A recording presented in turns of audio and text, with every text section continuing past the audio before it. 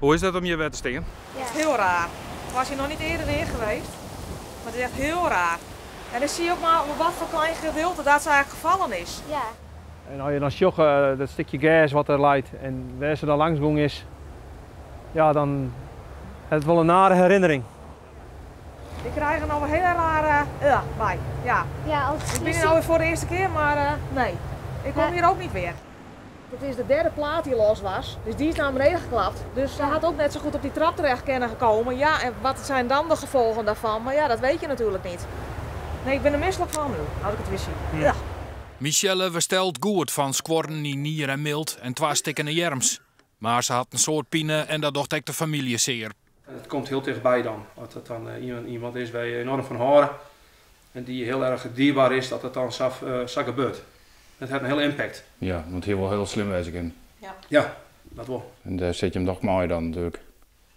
Ja, het had slimmer kan wezen en dan denk je van ja. Dan mag je gelukkig werden dat ik zeg altijd maar, er is een Engelsje die haar hier red heeft en dat geloof ik dat ik. En daar bloek ik bij. Dat als je zo'n val en dat je dan op een stukje gas wat er is, dat ze daar dan opvalt, dan denk ik ja, er is toch wel wat meer tussen hemel en aarde. Ik wou dat ik een superheld was en dat ik dan Michelle nog kon redden. Spider-Man of zo. Ja. De familie wil een oproep doen. Als je het dien hebt, of je willen jezelf dat je toch kriebels schrijft en ik heb het dien en ik heb berouw voor het dien heb, meld je dan aan bij de politie. Binnen mensen in de omgeving die iets zien hebben, die iets weten of iets verdachts vinden of wat dan ook maar, meld het bij de politie. Want ik vind dat de dader ten eerste pakt moet worden voor de daden die dien heeft. Maar ik vind voor het tweede de dader moet ik pakt worden.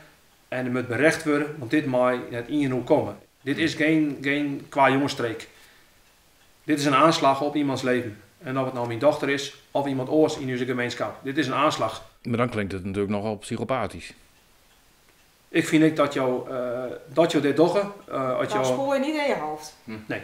Als je dit maar volledig bewustzijn in hebt, dan denk ik dat je een kronkel hebt.